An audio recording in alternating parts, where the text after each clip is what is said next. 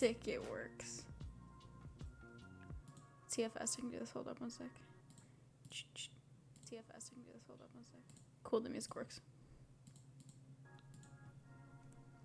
I'm bored. What's fucking poppin', y'all? I'm bored. So we're gonna fucking chill, I guess. Yeah, we're digging a pit. Bird? I heard burb. Her burp. Her burp. No. God. Oh Lord. Oh no. How's that?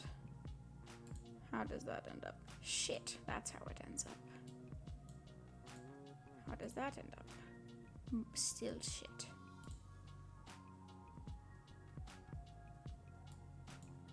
Well, that's shit as well. Oh, fuck.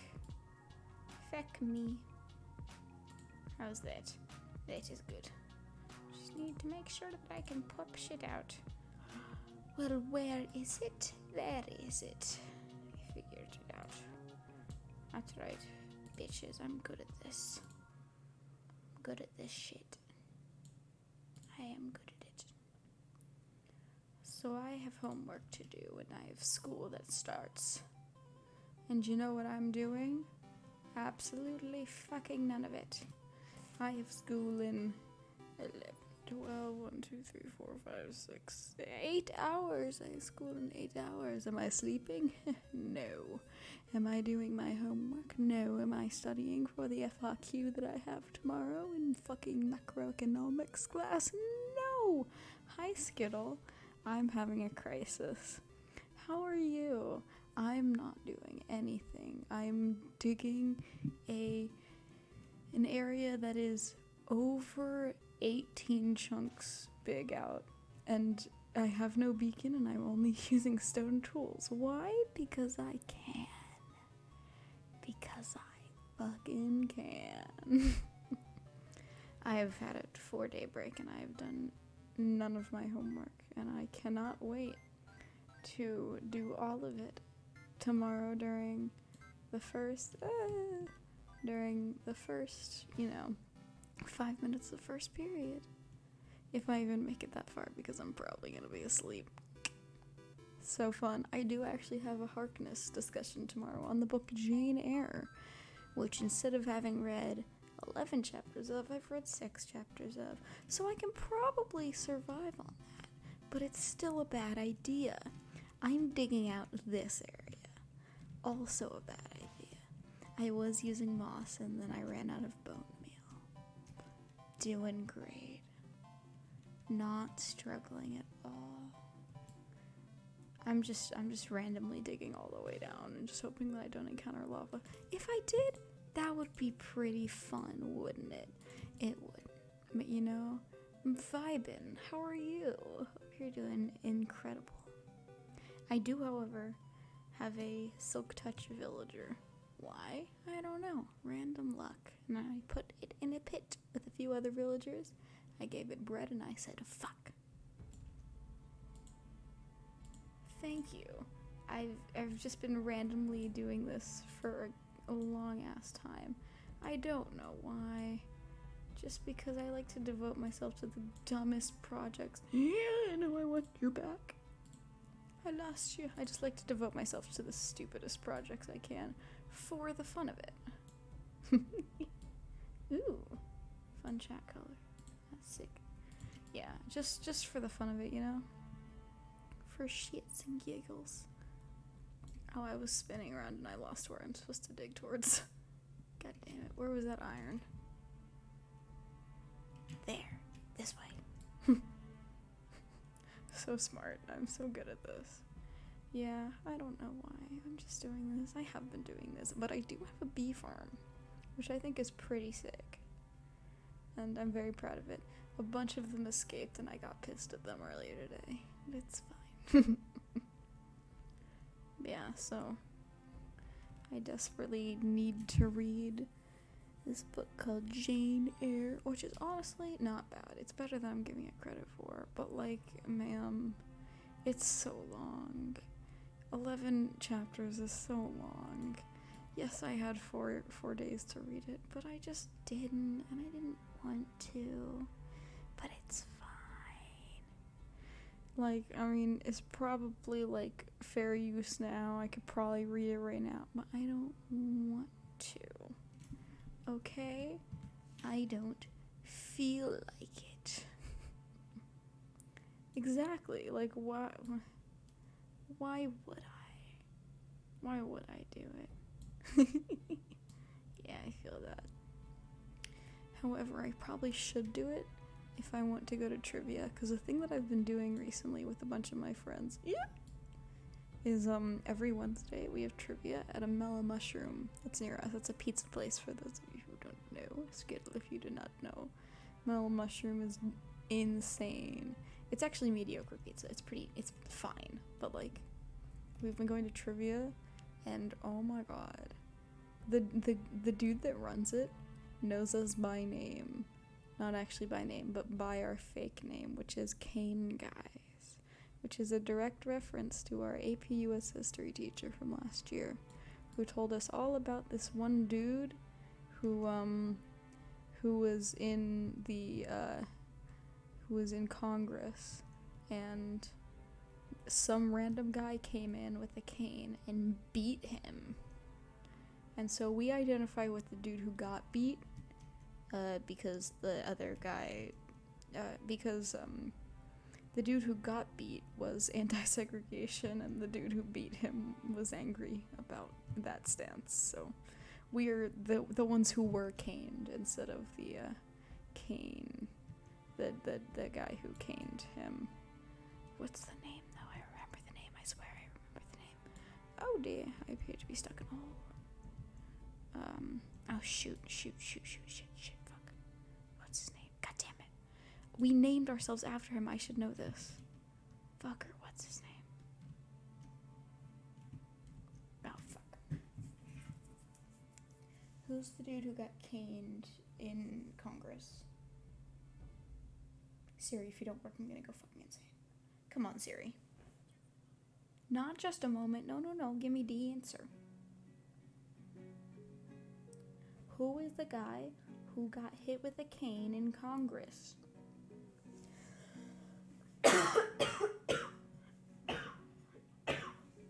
He's possessing me. No, I'm kidding, I'm joking. You're having a bit of problem with the connection. Oh, I'm sorry. Who's the guy who got caned in Congress?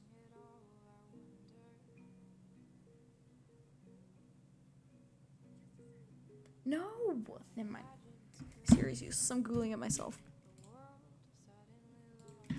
Dude who got caned in Congress.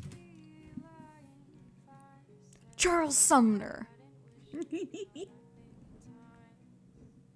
King. Charles Sumner is a king. We stan. In this chat, we stan Charles Sumner.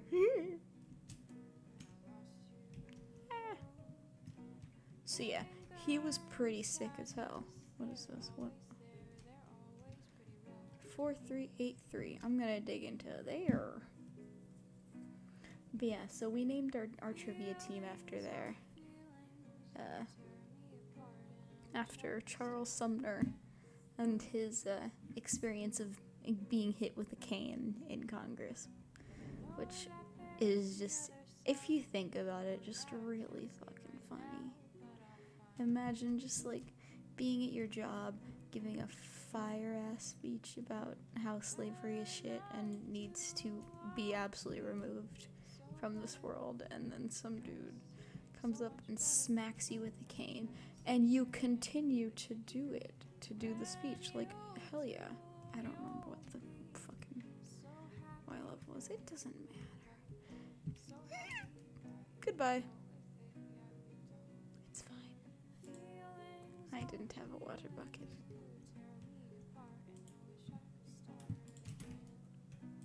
Let's see if I can make this. This happens often.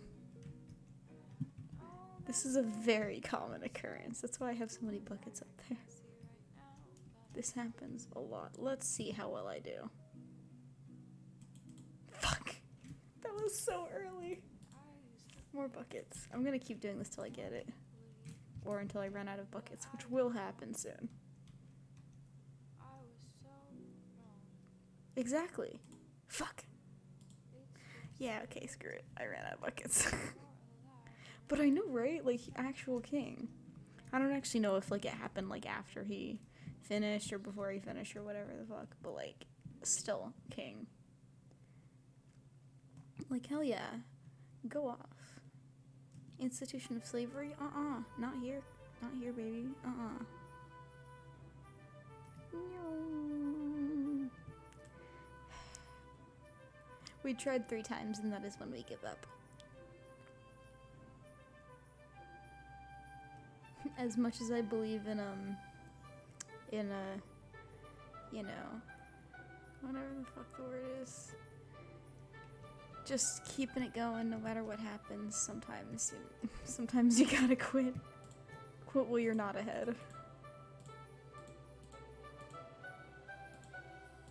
This is a weird song.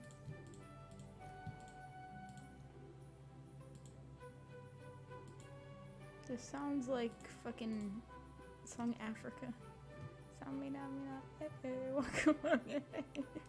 A little bit, barely, just that one part. But yeah, so we named our trivia team after him. We are the Cane guys. Not the guys who were caning, but the guy who got caned.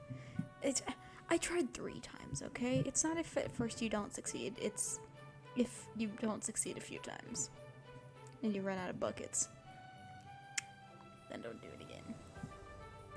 I try every few times. Every time I die, I'm just like, maybe. When I jumped off of that shitty mob spawner thing that I made that doesn't spawn mobs, I made it literally without fail every single time. It's just, it's just luck, honestly. It's not skill.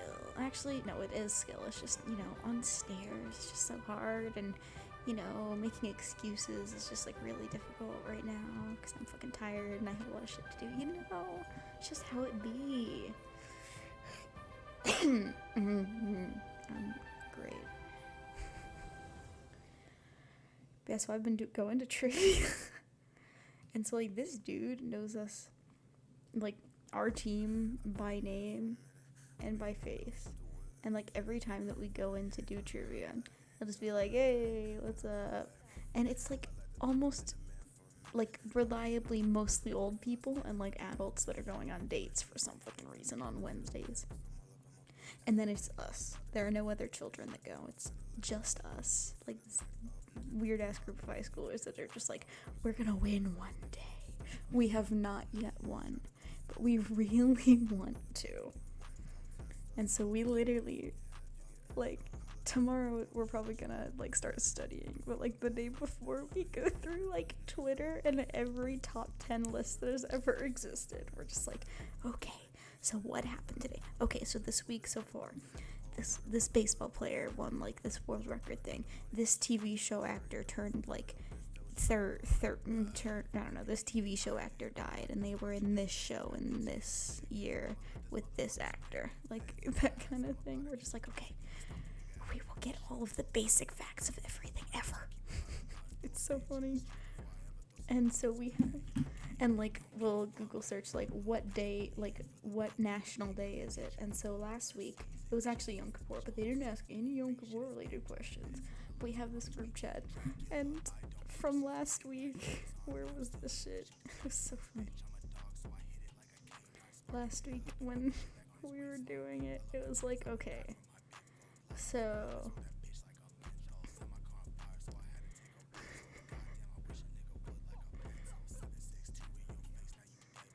okay, so one of my friends was like, okay, so the only thing I ever know is if a celebrity couple got divorced or if there was an internet scandal. And I said, I only know the periodic table.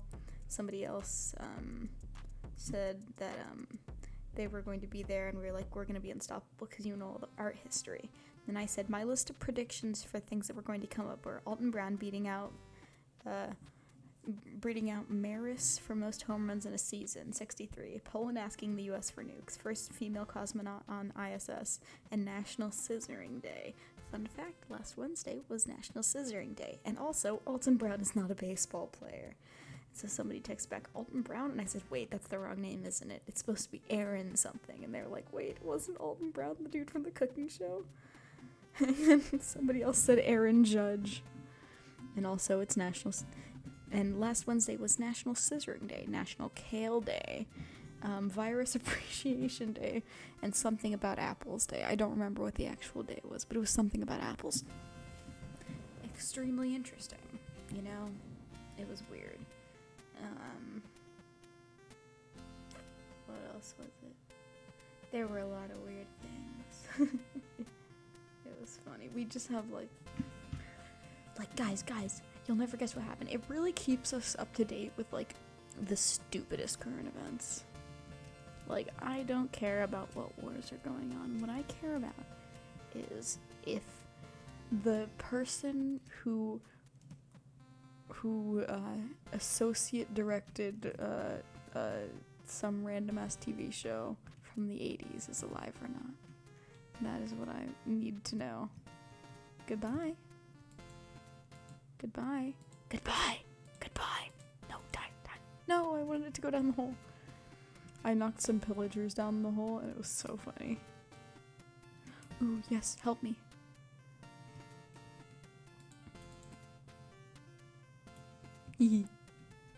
Makes it much easier for me. Honestly, if I just get a shitload of TNT, this would probably be easier. But that's cheating. I'm good. I also do want a lot of andesite because I got a new villager and I can trade andesite. I don't know what song this is. Shout out to my ex. Okay.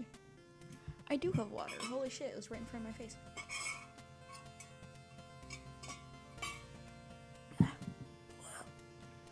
But yeah, I'm being a really big hypocrite right now because I have to read that book that I need to read for lit. And so one of my friends never fucking reads the books we have to read. And so I texted her earlier and I was like, hey girl, hey, have you read it? She goes, I don't know. And I was like, girl, this is an issue. You need to fucking read the books. Having not read the book. Having a great time.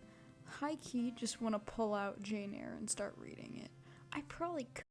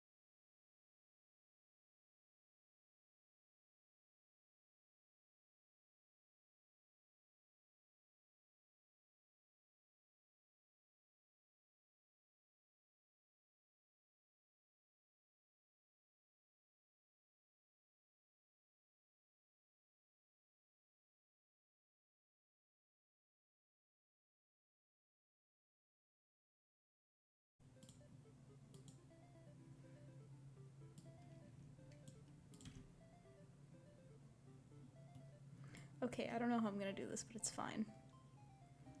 Fuck, where was I? So part that we're at, there's like this. Oh yeah, keep in mind, I do not have 2 monitors. I have all of this up on one monitor. Okay, so at this point, there's like some girl who just got beat by the teacher, and also like, so Jane at this point is like new to this school or something and has no fucking clue what's going on, and so she meets this just like one girl who is like really old. She's like 13. She's like, oh, holy shit. And Jane is like 10, and this girl's reading a book, and she's like, you know what, fuck it, I'm gonna talk to this person because I like being annoying. And so like she talks to this girl while she's reading, and then like she later sees that this girl is like just getting absolutely fucking like getting the shit beat out of her in her classes for some reason, and Jane does not understand why. And so right now she's asking her like, why do the teachers hate you? Like why do they hate you and shit? And like, how are you so like stoic during that? Oh, the nerve. But yeah. And so she's like, but that teacher, Miss Scatcherd, is so cruel to you. She says, cruel? Not at all. She's severe. She dislikes my faults. And if I were in your place, I should dislike her. I should resist her if she struck me with that rod. I should get it from her hand. I should break it under her nose. Probably you would do nothing of the sort. But if you did, Mr. Brocklehurst, this story has the fucking weirdest ass names. Mr. Brocklehurst would expel you from the school. That would be great grief to your relations. It is far better to endure patiently a smart which nobody feels but yourself, than to commit a hasty action whose evil consequences will extend to all connected with you. And besides, the Bible bids us return good for evil. This book has such like weird like it just references Christianity in the weirdest ways, and just like really randomly. Oh yeah, also, the screen that she's at is an orphanage, pretty much. They have the shittiest food. But then it seems disgraceful to be flogged, and to be sent to stand in the middle of a room, in the middle of a room full of people. And you are such a great girl. I am far younger than you, and I could not bear it. Yet it would be your duty to bear it, and if you could not avoid it, it is weak and silly to say you cannot bear what is your fate to be required to bear. I heard her with wonder. I could not comprehend, I could not comprehend this doctrine of endurance, and still less could I understand or sympathize with the forbearance she expressed for her chastiser. I'm just laughing at like the language that this book uses. It's just really funny to me. They're talking about this like, so like, oh, the horrible torture that you are meant to endure, and then it's like this girl just like getting smacked a couple times with a stick, and it's like a tiny stick too. They describe it as like a tiny ass stick, and it's just like, okay. I want to make it so that I can see this because I cannot see it. Can I just like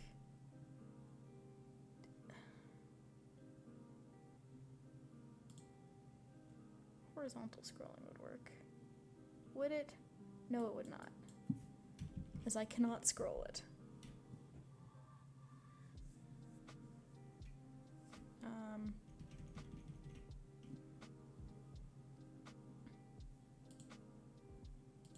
Yeah, fuck it, y'all just get the weirdest view.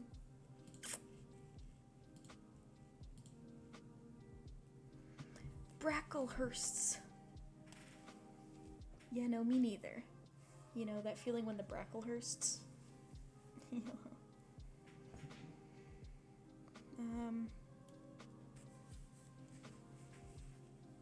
Where was I?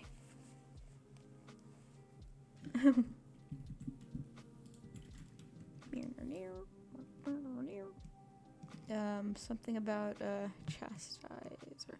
Oh yeah. Still, I felt that Helen Burns considered things by a light invisible to my eyes. I suspected she might be right, and I was wrong, but I would not ponder. Oh, fucking words are hard. But I would not ponder the matter deeply. Like Felix, I put it off to a more convenient season. Who is Felix?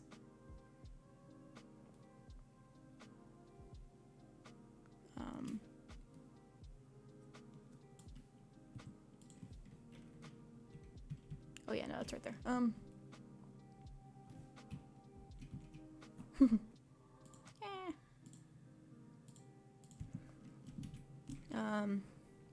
Oh yeah, you say you have faults, Helen. What are they? To me, you seem very good. Damn, what a compliment. Then learn from me. Do not judge by appearances. I am like Miss Scatcherd. Like Miss Scatcherd said, slatternly. I seldom put and never keep things in order. I am careless. I forget rules. I read when I should learn my lessons. I have no method.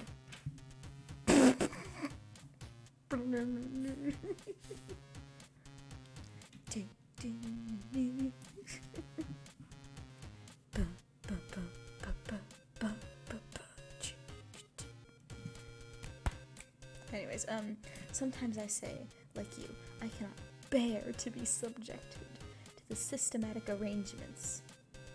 I'm sorry. Wait, no, yeah, arrangements.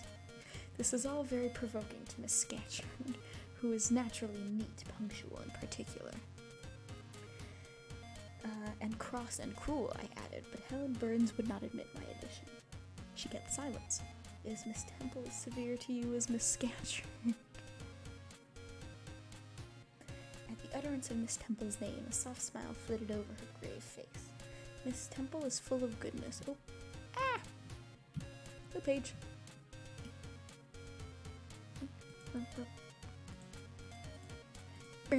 Cannot bear. I know. Miss Temple is full of goodness. It pains her to be severe to anyone, even to the worst of the school. She sees my errors and tells me of them gently, and if I do anything worthy of praise, she gives me my meed liberally. Imagine getting your meed liberally. Oh my god, there's a lot of creepers. I've not been looking at the screen at all and fully doing this based off of muscle memory. Anyways, imagine getting your mead liberally. I wish that were me. I don't know what mead is. M-E-E-D. 20 pickaxes. Good lord.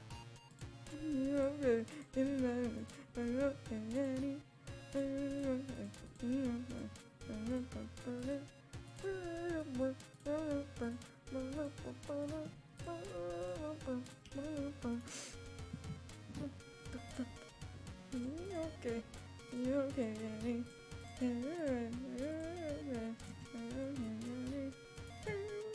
Oh.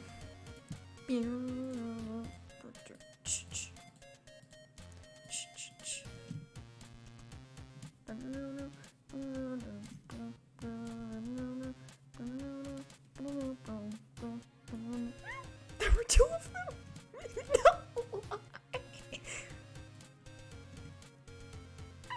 It's fine. It's fine. It's okay, none of them fell down bottomless. Is my shit down there? I don't think it is. We good. I might have cried.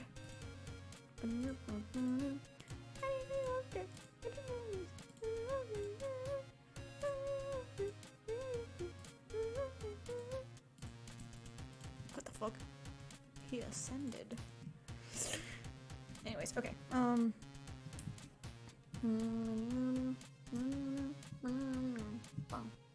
I need to stop singing along. Okay, something about not bearing. Giving her mead liberally.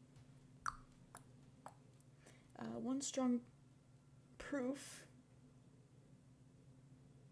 Where'd it go? I lost it. One strong proof of my wretchedly defective nature is that even her expostulations.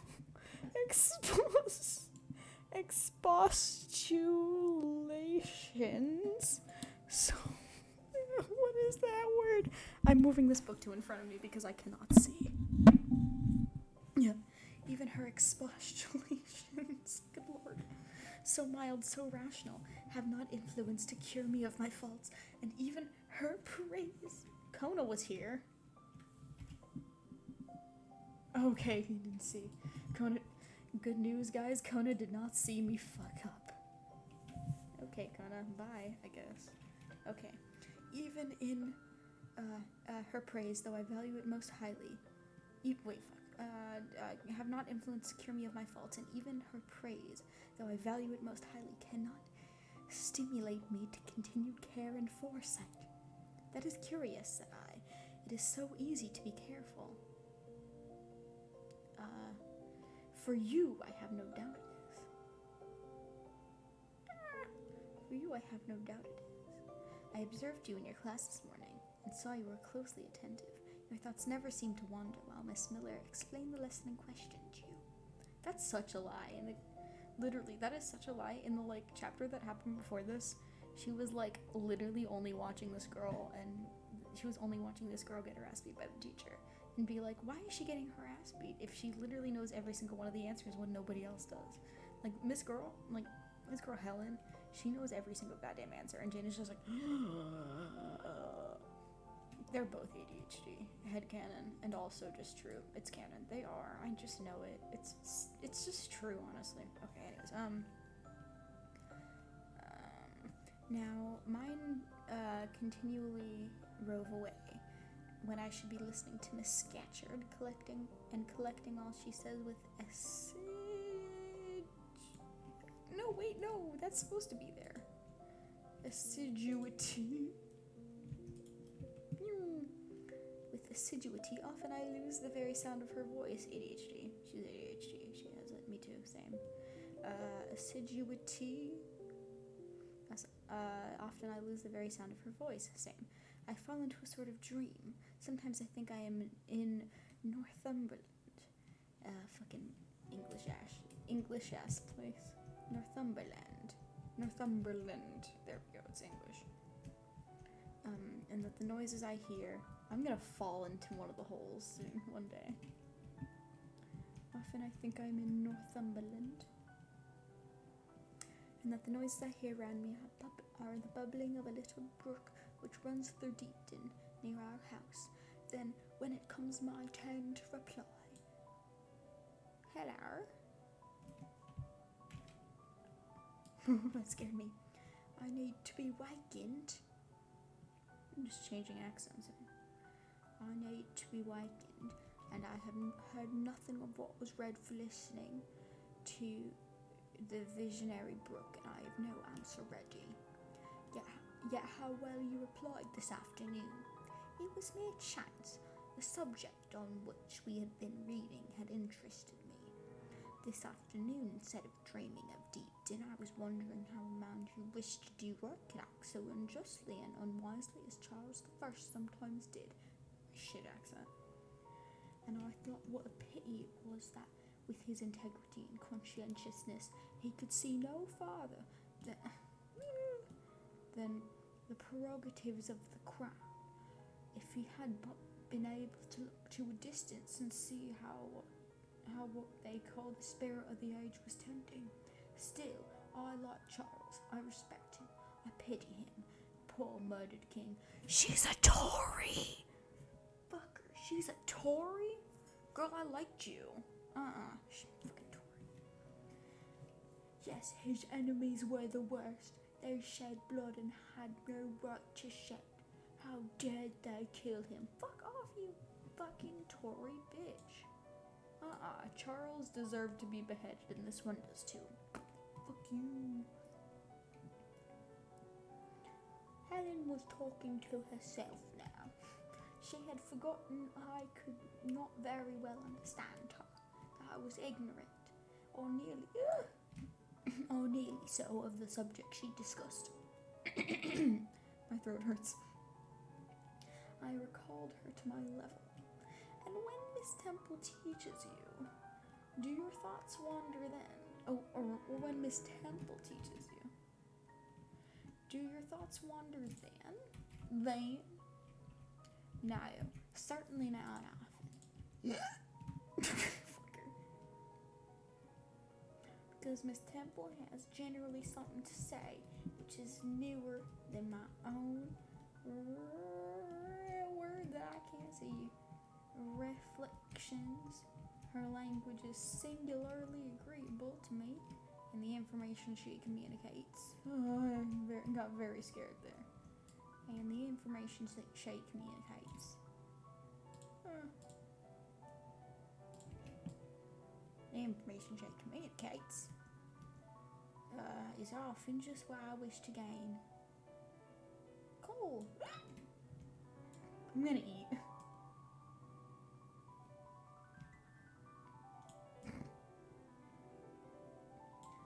Well then, with Miss Temple, are you good? Yes, in a passive way. I make no effort.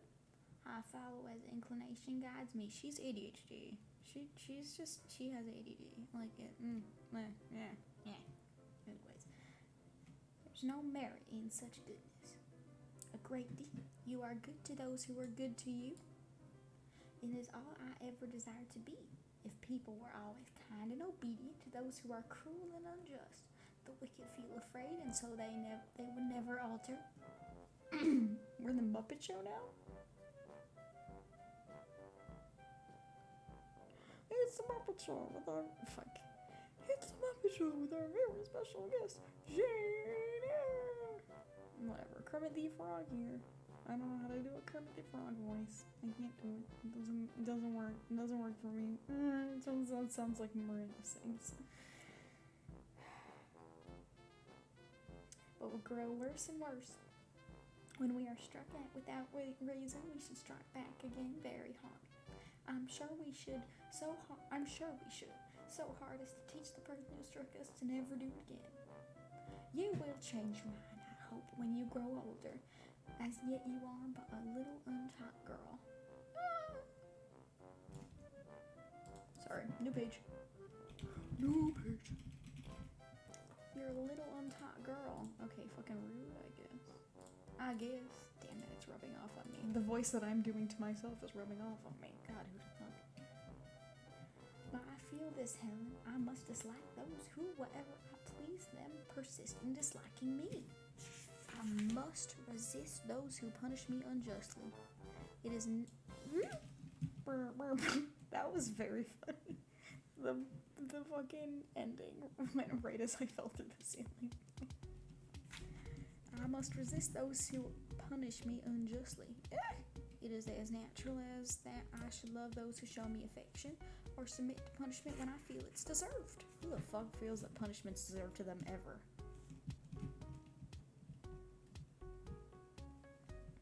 Anyways, when she feels it is deserved. Heathens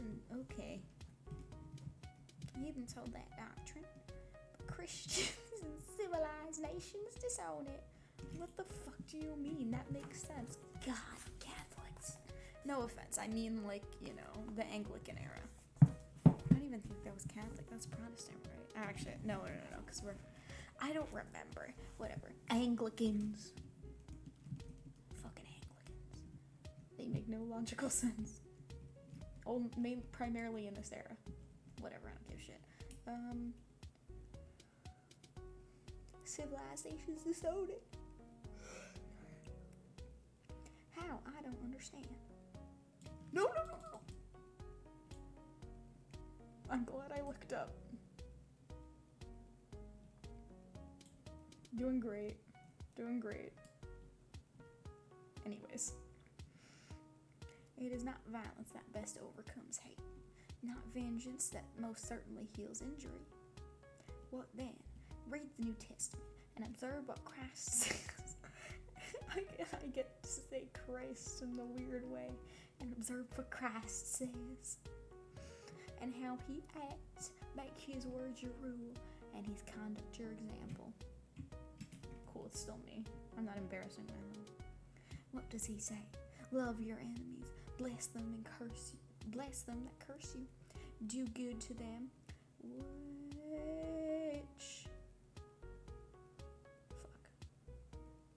Do good to them that hate you and despitefully use you. Then I should love Mrs. Reed, which I cannot do. I should bless her son John, which is impossible. She feels strongly towards this dude. This kid, Mrs. Reed's son John, fully just slammed her head into a door frame. So, like, honestly, I'm with her on this one. That man deserves to, like, get his non-existent brains knocked out.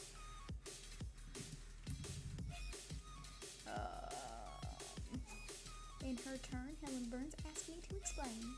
I need to change accents, it was gonna help me. In her turn, Helen Burns asked me to explain, and I proceeded forthwith to pour out in my own way the tale of my sufferings and resentments. Bitter and truculent. When excited, I spoke as I felt, without reserve or softening. Helen heard me patiently to the end. I'm gonna eat.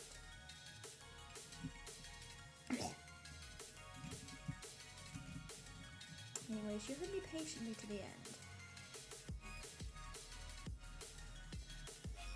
And if I could find the way we are. I expected she would then make a remark, but she said nothing.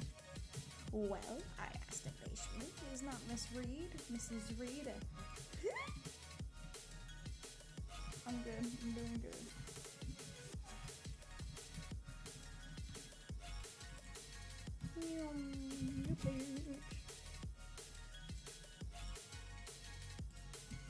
Is not Mrs. Reed a hard-hearted bad woman? Imagine being a bad woman. The nerve. SMH bad woman?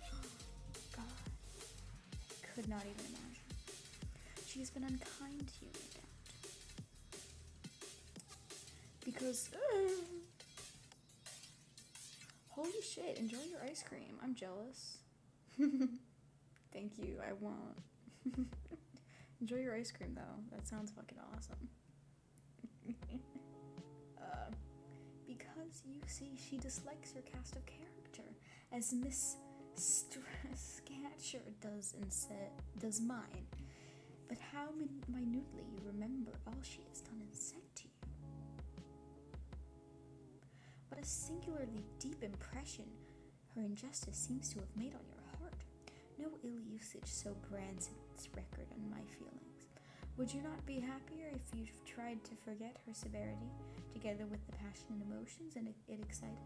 Honestly, fair. Life appears to me too short to be spent nursing animosity or registering wrongs. We are and must be one and all burdened with our faults in this world. But the time will soon come when, I trust, we shall put them off in putting off our corruptible bodies, when debasement and sin will fall from us. With this cumbrous frame of flesh, and only the spark of spirit will remain, the impalpable principle of life and thought, pure as when it left the Creator to inspire the creature. Whence it came, it will return, perhaps again. I don't know where I am.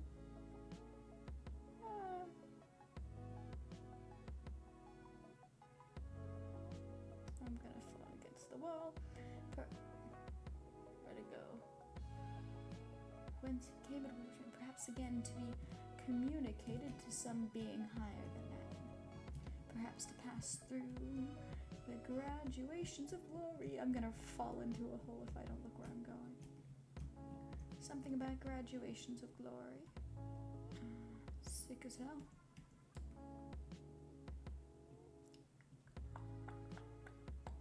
Where'd it go? I lost it. Oh no. Keep it. No.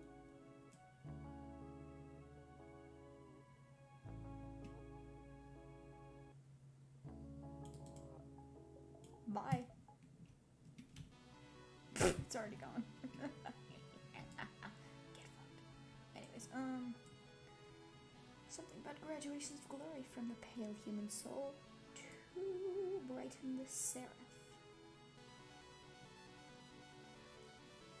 Surely it will never, on the contrary, be suffered to degenerate from man to feed. No, I cannot believe that. I hold an I hold another creed, which no one ever taught me, and which I seldom mention. I work my brow and I sweat my roast. I'm in the southern note again.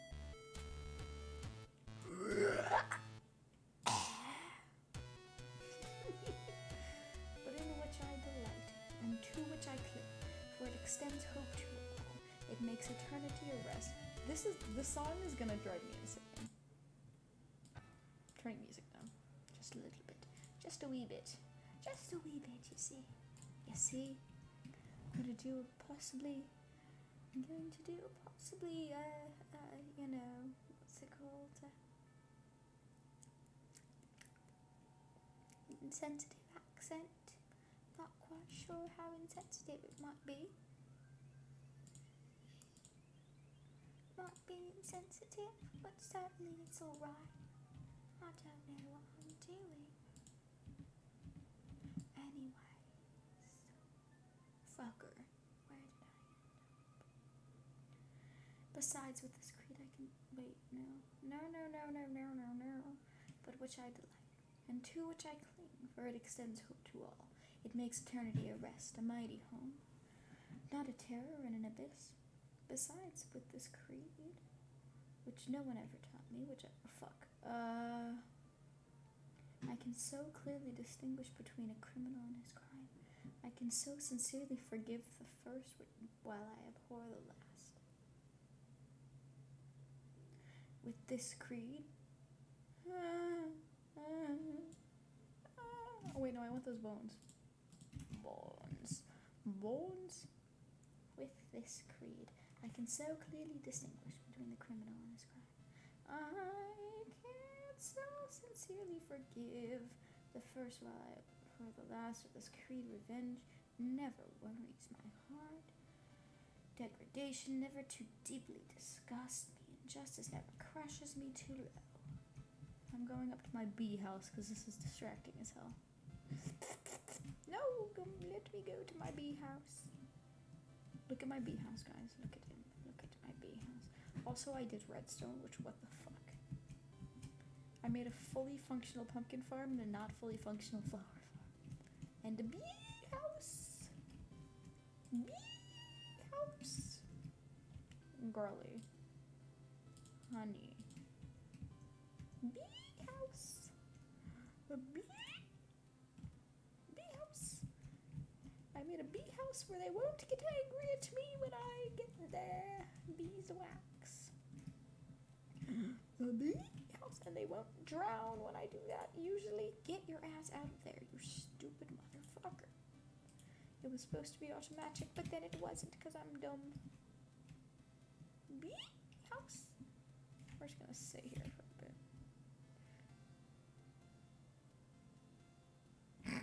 Oh, shit angle. Surely there's a better angle. Whatever, just look at the bees. Look at the... I feel like this giant ass project that I'm not working on. Anyways.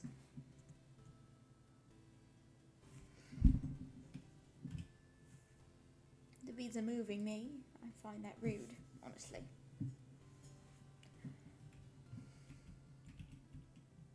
There we go. I live in calm, looking to the end. Helen's head, always drooping, sank a little lower as she finished the sentence.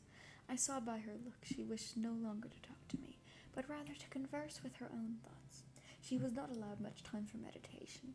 A monitor, a great buff girl, presently came up, exclaiming in a strong Cumberland accent — I don't know what a strong Cumberland accent sounds like — "Helen Barnes, if you don't go and put your drawer in order and fold up your work this minute, I'll tell Miss Scatcher to come and look at it."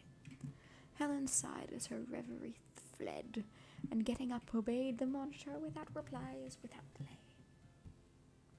Chapter 7. Chapter 7.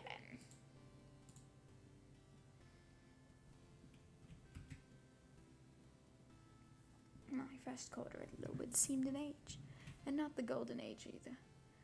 It comprised an irksome struggle with difficulties in habituating myself to new rules and unwanted tasks.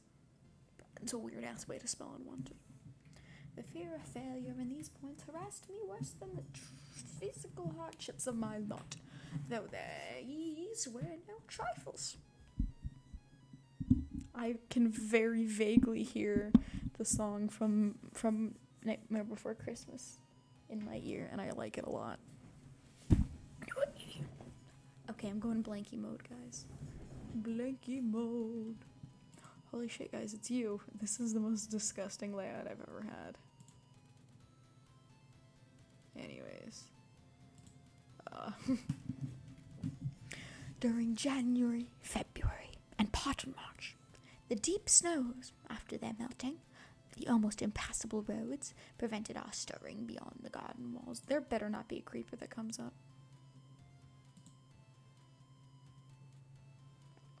Except to go to church, but within these limits we had to pass an hour every day in the open air. Our clothing was insufficient to protect us from severe cold. We had no boots. The snow got into our shoes and melted there. Our ungloved hands became numbed and covered with chilblains. I don't know what that is. As for our feet, I'm going to assume it's calluses. I remember well the distracting irritation I endured from this cause every evening, when my feet inflamed, ouch, and the torture of thrusting the swelled, raw, and stiff toes into my shoes in the morning. Then the scanty supply of food was distressing. With the keen appetites of growing children, we had scarcely sufficient to keep alive a delicate invalid. That has to be a rude word, whatever. From this deficiency of nourishment resulted an abuse, which pressed hardly on the younger pupils. Whenever the famished great girls had the opportunity, they would coax or menace the little ones out of their portion. Many a time I have shared between two claimants the precious morsel of brown bread distributed at tea time, and after relinquishing what the fuck am I trying to say? After relinquishing to a third half the contents of my mug of coffee, I have swallowed the remainder with an accompaniment of secret tears, forced from me by the exigency of hunger. Sundays were dreary days in that wintry season. We had to walk 2 miles from Brocklebridge Church, where our patron officiated. We set out cold and arrived at church colder. During the morning service, we became almost paralyzed. It was too far to return to dinner, and an allowance of cold meat and bread in the same penurious proportion observed in our ordinary meals was served round between the services. At the close of the afternoon service, we returned by an exposed and hilly road, where the bitter winter wind, blowing over a range of snowy summits of the north, almost flayed the skin from our faces. This is graphic, good lord. I can remember Miss Temple walking lightly and rapidly along our drooping line, her plaid cloak, which the frosty wind fluttered, gathered close around her and encouraging us by precept and example to keep up our spirits and march forward, she said, like stalwart soldiers. I must be peeking the mic so much. And the other teachers, poor things, were generally themselves too much dejected to attempt the task of cheering others. How we longed for the light and heat of a blazing fire when we got back. But to the little ones at least, this was denied. Each hearth in the schoolroom was immediately surrounded by a double row of great girls. Great girls. Imagine being a great girl instead of only a good girl. SMH. And behind them, the younger children crouched in groups, wrapping their starved arms in their pinafores. A little solace came at tea time, when, in the shape of a double ration of bread, a whole instead of half a slice, with the delicious addition of a thin scrape of butter, was the hebdomadal treat to which we all looked forward from Sabbath to Sabbath. I generally contrived to... My phone, it lit up. What do you want? It's a fucking college. I'm gonna go insane.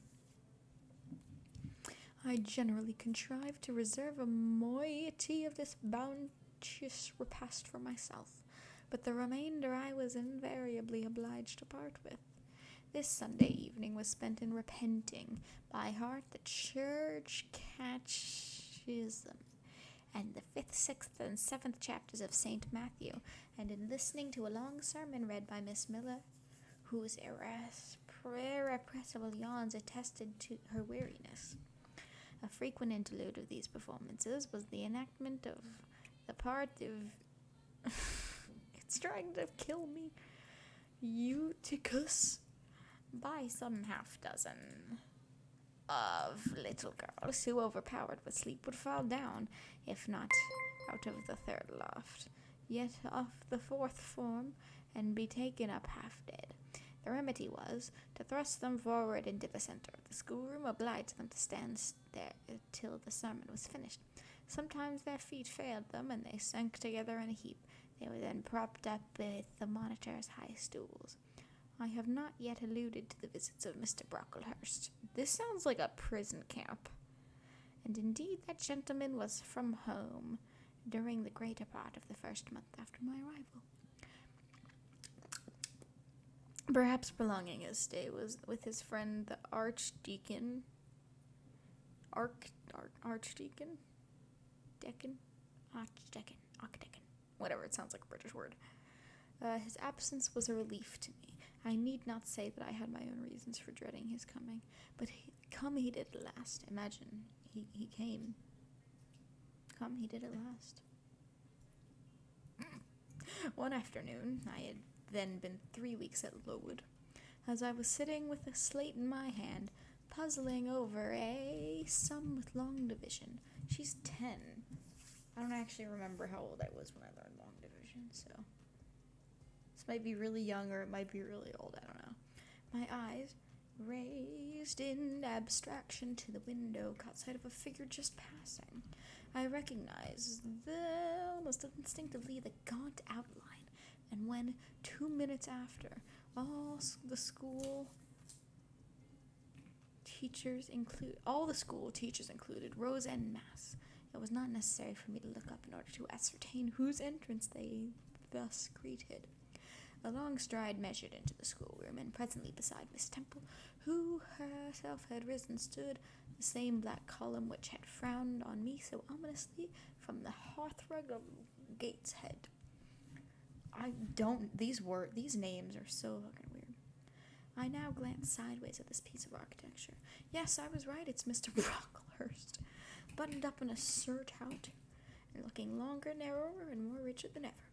I had my own reasons for being dismayed at this apparition. Too well I remembered the perfidious hints given by Mrs. Reed about my disposition, and the promise pledged by Mr. Brocklehurst to apprise Miss Temple and the teachers of my vicious nature. All along I had been dreading the fulfillment of this promise. I had been looking out daily for the coming man. It's like they write themselves. Whose information respecting my past life and conversation was to brand me as a bad child. Brand her as a bad child forever. Now there he was. He stood at Miss Temple's side. He was speaking low in her ear. I did not doubt he was making disclosures of my villainy, and I watched her eye in painful anxiety, expecting every moment to see its dark orb turn to me, a glance of repugnance and contempt. I listened too, and I happened to be seated quite at the top of the room. I caught most of what he said. Its import relieved me from immediate apprehension. I suppose, Miss Temple, the thread I bought at Lowton will do. It struck me that it would be just of the quality for the calico chemises. I don't know that word, and I sorted the needles to match.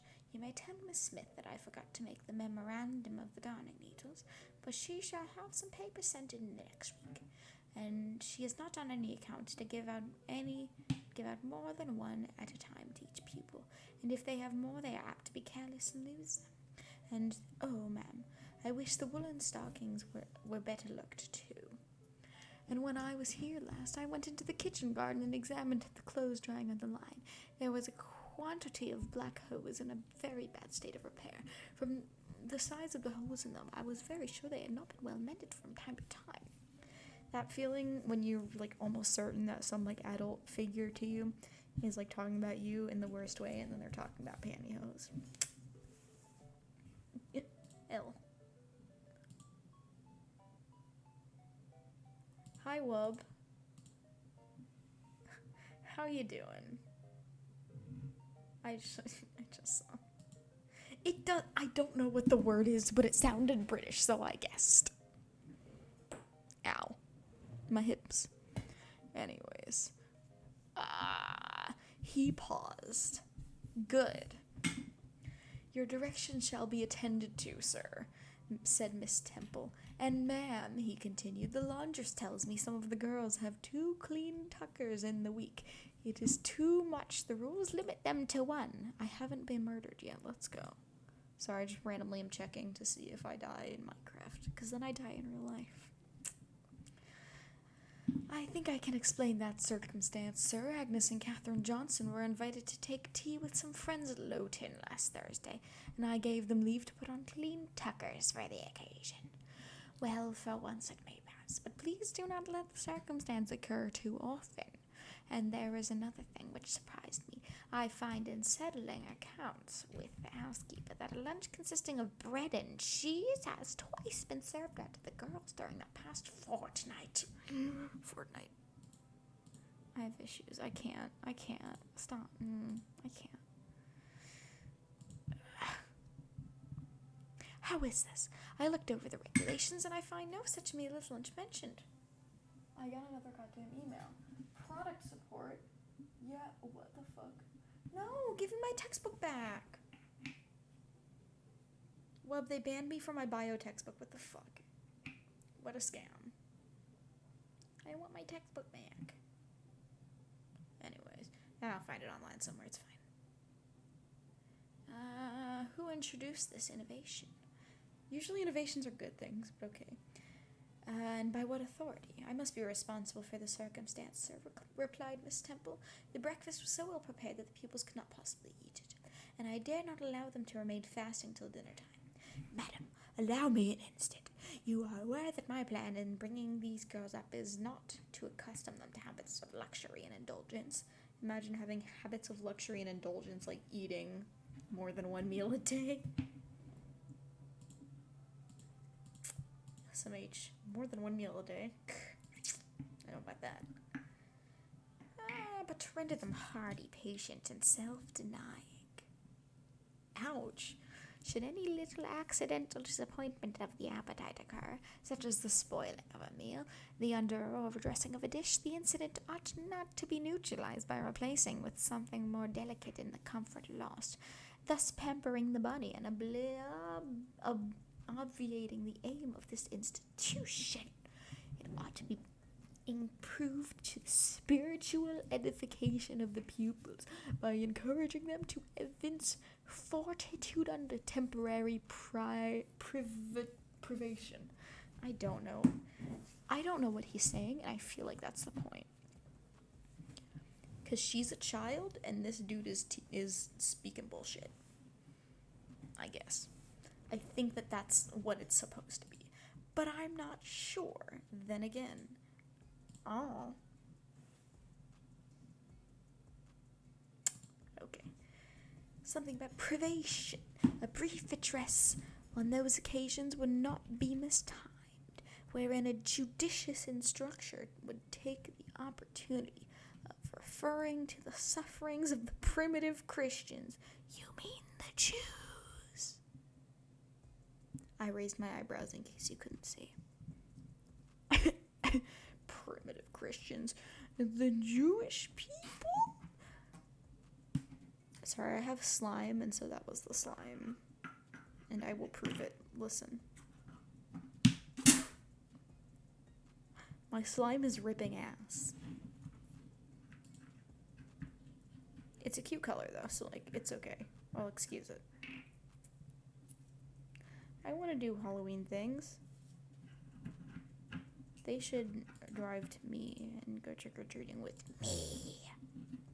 Anyways, sufferings of the Jews, to the torments of martyrs, to the exhortations of our blessed Lord himself. This is going to just be, like, punctuated by farts, and I think that will be funny. calling upon his disciples to take up their cross and follow him, to his warnings that men shall not live by bread alone, but by every word that proceedeth out the mouth of God. Bitch, can you eat words? 'Cause I hope you'll eat yours soon. I don't fucking know what I'm saying. To his divine consolations, if ye suffer hunger or thirst for my sake, happy are ye. I don't think God has ever said that. Thank you, slime. Oh, madam, when you put bread and cheese instead of burnt porridge into these children's mouths, you may indeed feed their vile bodies. I don't think a man who's calling children vile bodies should run an orphanage. But you little think how you starve their immortal souls. Hey, what do you want for lunch today? The souls of the innocent. A bagel. No. 2 bagels.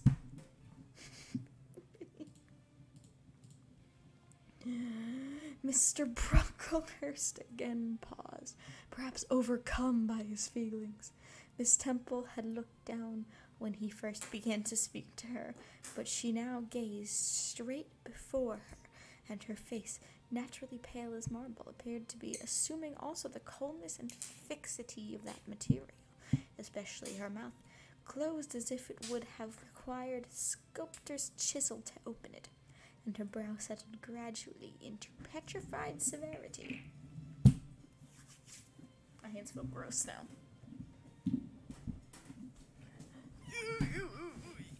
Time check 12:16. I'm only on chapter 7 out of 11. Meantime, Mr. Brockle. I cannot read that name without going fucking insane. Mr. Brocklehurst. Meantime, Mr. Brocklehurst, standing on the hearth with his hands behind his back, majestically surveyed the whole school. Suddenly his eye gave a blink, as if it had met something that either dazzled or shocked its pupil. Turning, he said in more rapid accents than he had hitherto used, Miss Temple, what? She's that girl with curled hair. Red hair, ma'am, curled all over, and extending his cane. He pointed to the awful object, his hand shaking as he did so. Ouch. Imagine having your hair be referred to as an awful object. It is Julia Severn, replied Miss Temple very quietly. Julia Severn, ma'am. Why has she, or any other, curled hair? Why, in defiance of every precept and principle of this house, does she conform to the world so openly, here in an evangelical charitable establishment, as to wear her hair in a mass of curls? Baby. Honey boo boo. I'm feeling a little bit of mixture anti-Semitism and racism here. Just a little bit. And fucking anti-Irish sentiment. Because if she has a red hair, she's either one of those red-haired Jews. Which, same, except not red-haired, but curly-haired, same. Or she's Irish, and that's rude.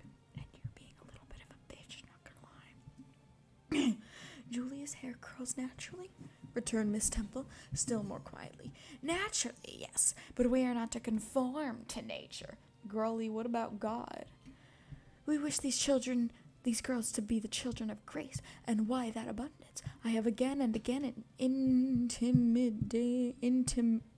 that I desire the hair to be arranged closely, moderately, plainly. Miss Temple, that girl's hair must be cut off entirely.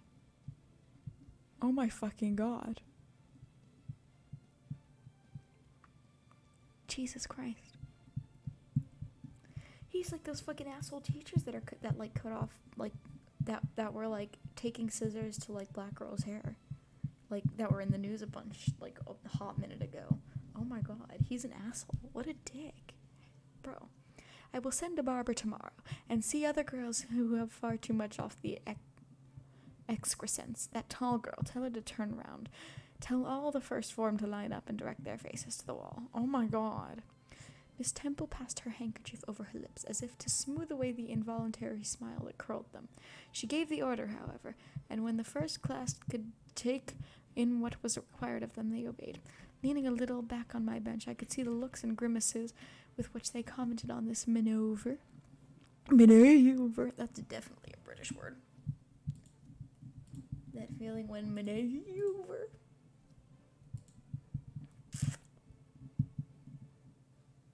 It was a pity Mr. Brocklehurst could not see them too. He would perhaps have felt that, whatever he might do with the outside of his cup and platter, the inside was further beyond his interference than he imagined. He scrutinized the reverse of these living metals. Ew. Some 5 minutes, then pronounced sentence. These words fell like the knell of doom. All those top knots must be cut off. Jesus fuck.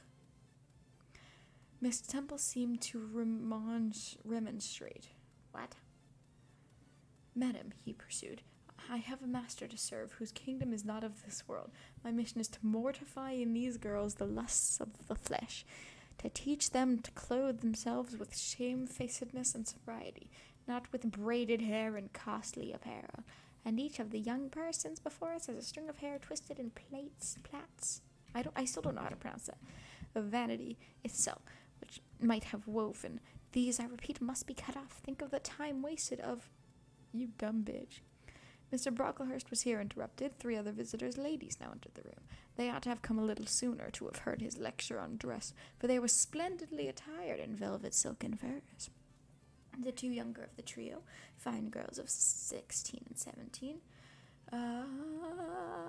had grey beaver hats, then in fashion, shaded with ostrich plumes, and from under the brim of this graceful headdress fell a profusion of light tresses, elaborately curled. The elder lady was enveloped in a costly velvet shawl, trimmed in ermine.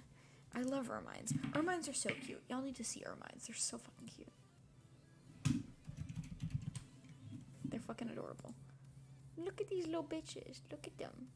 Look at them. Open a new tab. Open a new tab. Creature feature. Ermine.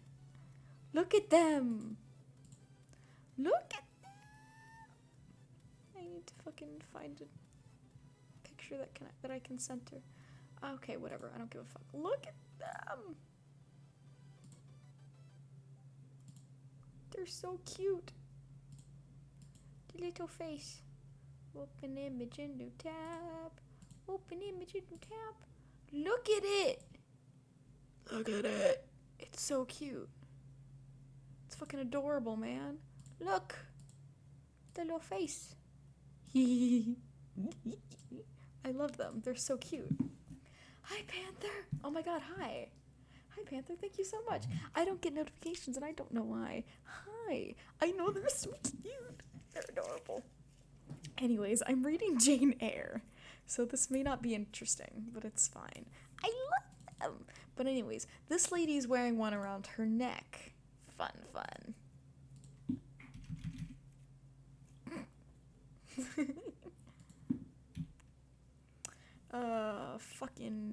Where was I? It is? Okay, sick. You know, we're vibing. I have to read this for homework and I forgot to. I got 6 hours, boys. 6 hours to read this. Anyways, where's the part about the lady wearing ermine? And she wore a false front of French curls. So anyways, this man is... So this girl lives in the orphanage, and this dude is coming by to fucking yell at all of them because they look too fancy. And then these girls just, like, come in, and they look fancy as hell, and I think they came with him. And also, it's a British book, so the words are weird as fuck, and I'm just making fun of it at this point. These ladies were differentially received by Miss Temple and Mrs. Yeah, exactly, in it. And Mrs. and the Mrs. Brocklehurst. I cannot say that name without laughing. Brocklehurst, and conducted to seats of honor at the top of the room. It seems they had come in the carriage with their revered relative, and had been conducting a rummaging scrutiny of the room upstairs while he transacted business with the housekeeper. Questioned the laundress and lectured the superintendent. They now proceeded to address divers remarks and reproofs to Miss Smith, who was charged with the care of the linen and inspection of the dormitories, but I had no time to listen to what they said. Other matters called off and enchanted my attention. Hitherto, I dropped my slime. Hitherto, while gathering up the discourse of Mr. Brocklehurst in this temple, I had not at the same time neglected precautions to secure my... I broke it. To secure my personal safety, which I thought would be effected if I could only elude observation. To this end, I had sat well back on the form, and while seeming to be busy with my sum, because she's doing math right now. While seeming to be busy with my sum, her mathematics. Seemed to be busy with my sum, I held my slate in such a manner as to conceal my face. I might have escaped notice, had not my treacherous slate somehow happened to slip from my hand and falling with an obtrusive deserved, honestly. Falling with an obtrusive crash, directly drawn every eye upon me.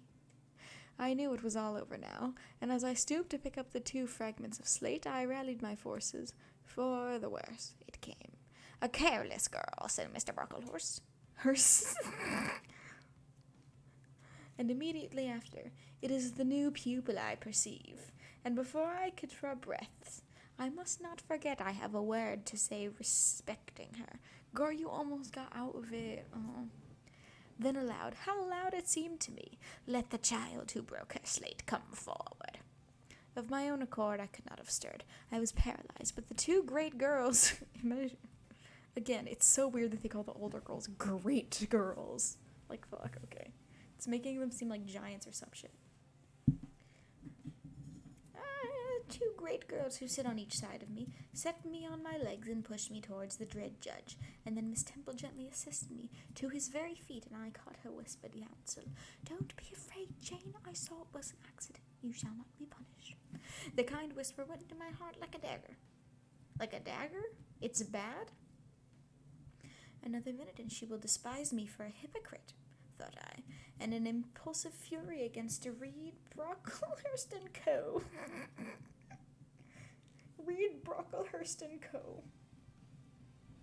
and Company bounded in my pulses at the conviction. I was no Helen Burns. Girlie, she's a good person. Why would you not want to be her? "Fetch that stool." "Oh no," said Mr. Brocklehurst, pointing to a very high one from which a monitor had just risen. It was brought. "Place the child upon it." I was placed there, by whom I don't know. I was in no condition to note particulars. I was only aware that they had hoisted me up to the height of Mr. Brocklehurst's nose, and that he was within a yard of me, and that a spread of shot orange and silk pelisses from a cloud of I don't know what that word is. Pelisses. And a cloud of silvery plumage extended and waved below me. Fucking going back to Southern because I liked it. Mr. Brocklehurst hemmed. "Ladies," said he, turning to his family, "Miss Temple, teachers and children, you all see this girl?" Oh, fuck. Of course they did, for I felt their eyes directed like burning glasses against my scorching skin. "You see yet she is young. You observe she possesses the ordinary form of childhood. God has graciously given her the shape that he has given to all of us. No signal deformity points her out as a marked character. Who would think that the evil one has already found a servant and agent in her? Good Lord. What a thing to say to a child. The evil one has already found a servant and agent in her. I switched to Southern accent in a very good time. Yet such, I grieve to say, is the case. A pause in which I began to steady the palsy of my nerves and to feel that the Rubicon was passed. I don't know what that word means. What is Rubicon? This I actually want to Google. I don't know why, but I do. Rubicon. Software for smart waste and recycling solutions, of course. It's a river? So it wasn't that, because that was meant. Point of... Wait. What is the Rubicon? It's a Jeep.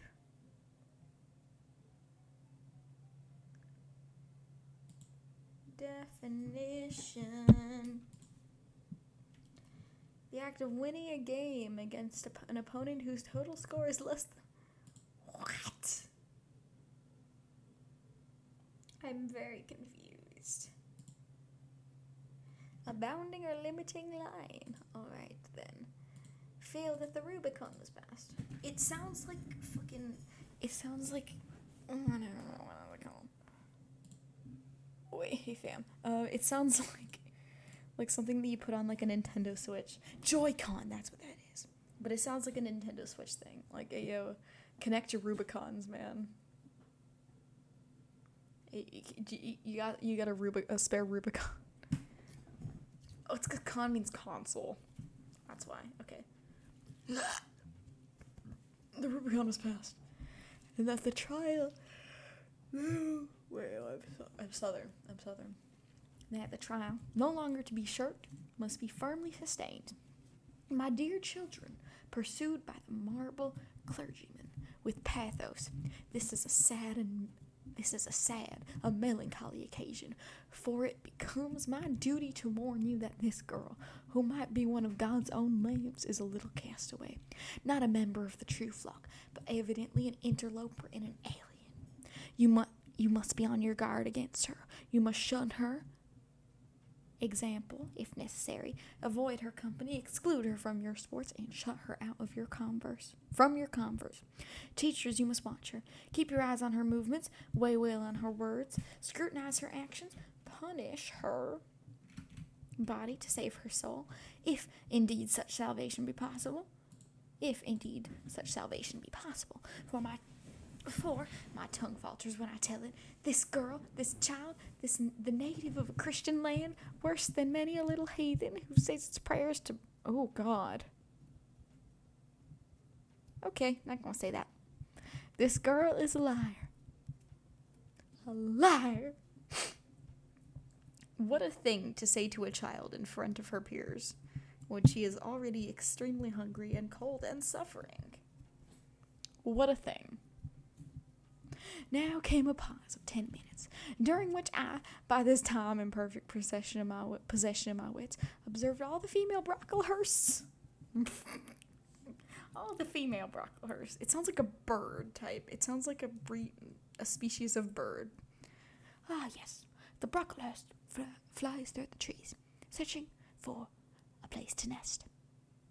There goes the Brocklehurst, performing its mating ritual. Humiliating a young child in order to attract a mate. Truly intriguing. How one Brocklehurst might find another. Produce their pocket handkerchiefs and apply them to their optics, while the elderly lady swayed herself to and fro, and the two younger ones whispered, "How shocking!" Mr. Brocklehurst resumed.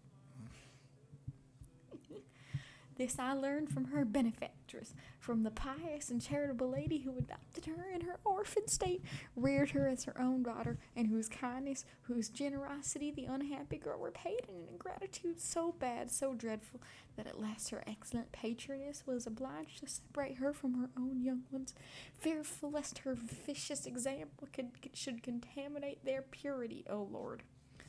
I see the word Jews in the next line, and I'm afraid. She has sent her here to be healed, even as the Jews of old sent their disease to the troubled pool of Bethesda, and as did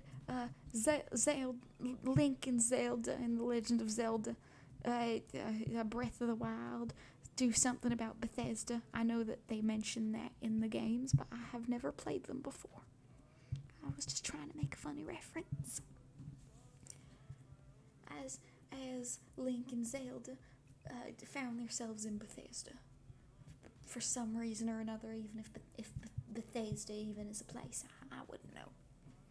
And teacher, superintendent, I beg of you, not to allow the waters to stagnate round her. With this sublime conclusion, Mr.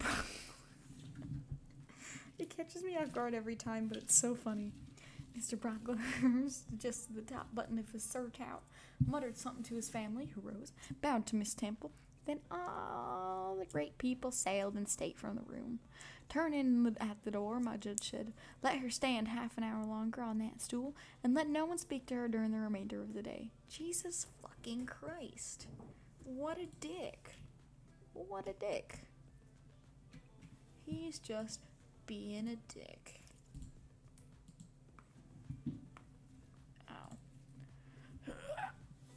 How was it looking? I haven't died yet. That's impressive. I surely thought that all my bees would have fallen ill thus far. Looks like my bees are fine. I'm going to gather the honey. It went outside. Fucking course it did. Down the hatch.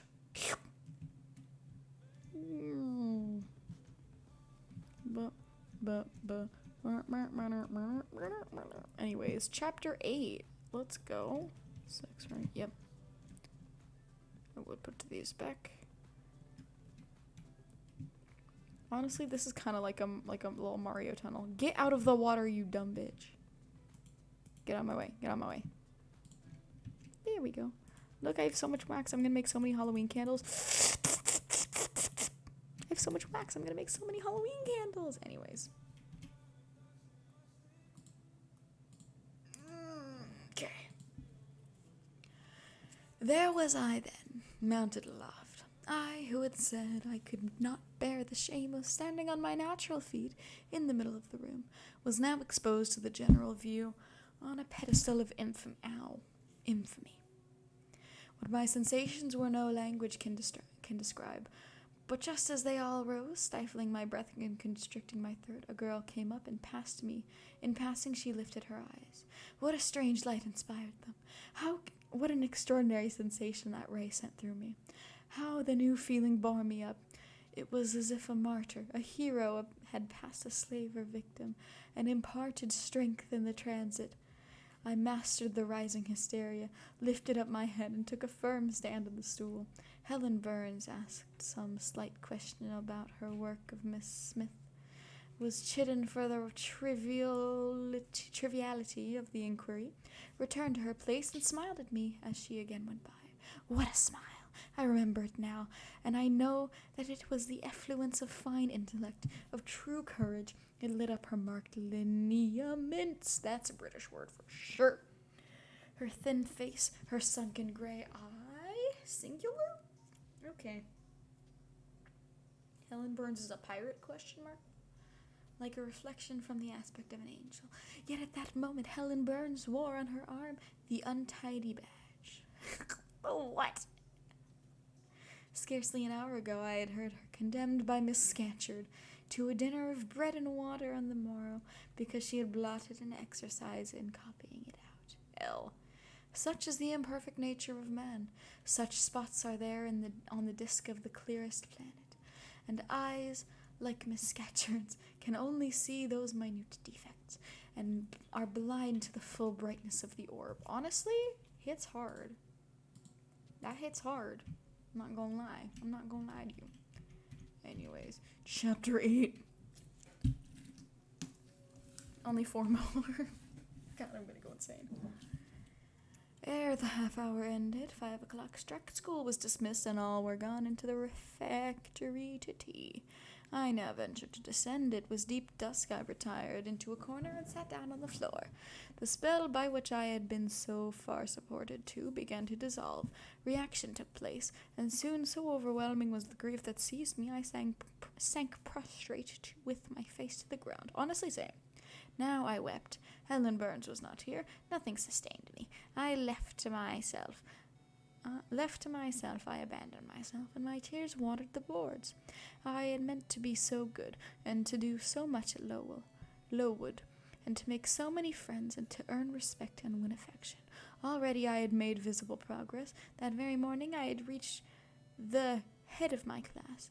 Mrs. Miller had praised me warmly. Miss Temple had smiled approbation. She had promised to teach me drawing and to let me learn French if I continued to make similar improvements 2 months longer, and then I was well received by my fellow pupils, treated as an equal by those of my own age, and not molested by any. That means annoyed. Now, but here I lay again, crushed and trodden on, and could I ever rise more? She is so dramatic.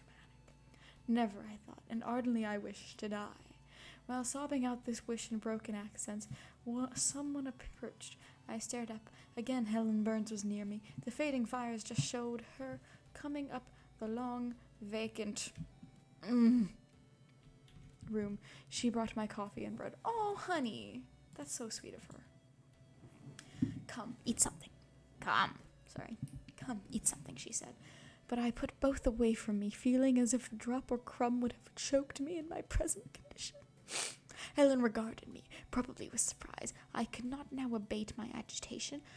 Though I tried hard, I continued to weep aloud. She sat down on the ground near me, embraced her knees with her arms, and rested her head upon them. In that attitude, she remained silent as a comparison that I don't feel is all right to make in this day and age, as these comparisons do not reflect the many, but rather of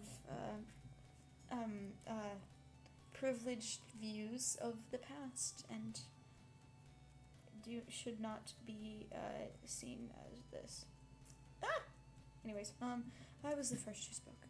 Helen, why do you stay with the girl whom everybody believes to be a liar? Everybody, Jane?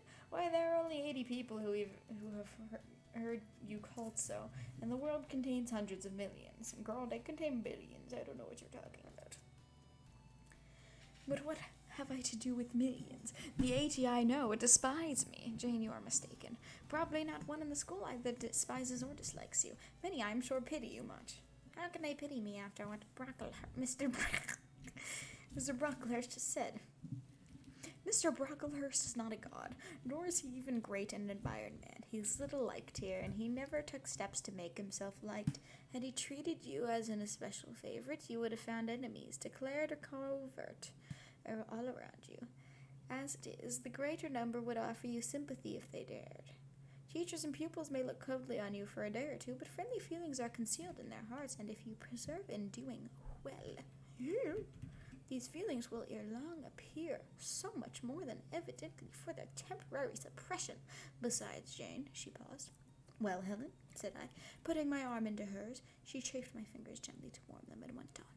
If all the world hated you and believed you wicked, while your own conscience approved you and absolved you from guilt, you would not be without friends. No, I know I should think well of myself, but that is not enough. If others don't love me, I would rather die than live. I cannot bear to be solitary and hated, Helen. Look here, to gain some real affection from you or Miss Temple or any other whom I truly love, I would willingly submit to have the bone of my arm broken and let a bull toss me, or to stand behind a kicking horse and let it dash its hoof at my chest. Jesus fucking Christ.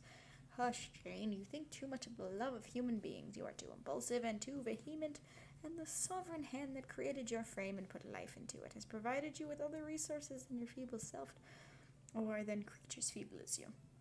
Besides this earth and besides the race of men, there is an invisible world and a kingdom of spirits, that the world is round us, for it is everywhere, and these spirits watch us, and for they are commissioned to guard us, and if we were dying in pain and shame, if scorn smote us on all sides, and hatred crushed us, angels see our tortures, recognize our innocence, if innocent we be, as I know you are of this charge which Mr. Brocklehurst has weakly and pompously repeated at second hand from Miss Reed, for I read a sincere nature in your ardent eyes and on your clear front.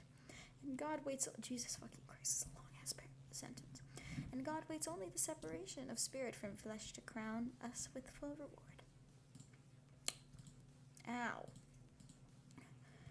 I 100%, I feel for that girl, but also, she's a Tory. She said that she liked King Charles I. God damn it. She's a Tory. Fuck her. But other than that, she's pretty chill. Why then should we ever sink us overwhelmed with distress when life is so soon over and death is so certain an entrance to happiness? To glory. I was silent. Helen had calmed me. But in the tranquility she imparted there was an alloy of inexpressible sadness. I felt the impression of woe as she spoke, but I could not tell whence it came. I'm gonna eat sugar. Because fuck it, I can. I'm hungry. I'm not actually, but my mouth hurts from talking.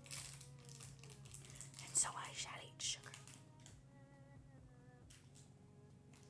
Not that one, that one's enormous. Here we go. I have a lollipop and I'm going to look like a fucking nerd eating it. ASMR. I can't open it. God damn it. Help.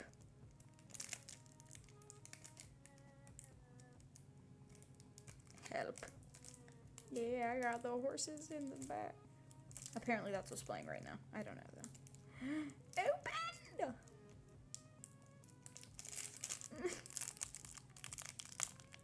I'm so sad. This is truly depressing. I have never known a disappointment this severe in all of my days. Open.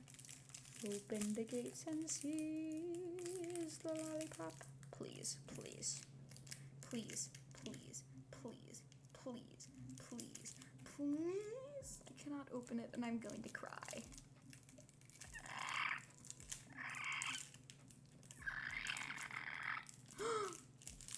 Did I do it? The pterodactyl noises were key. I've done it. Yummy. Actually, it's disgusting, but I don't give a fuck.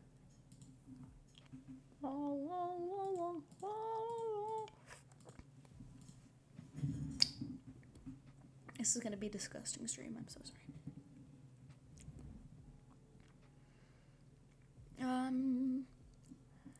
I felt the impression of woe as she spoke, but I could not tell whence it came. And when, having done speaking, she breathed a little fast and coughed a short cough, I momentarily forgot my own sorrows to yield to a vague concern for her. Oh. Resting my head on Helen's shoulder, I put my arms around her waist. She drew me to her, and we reposed in silence.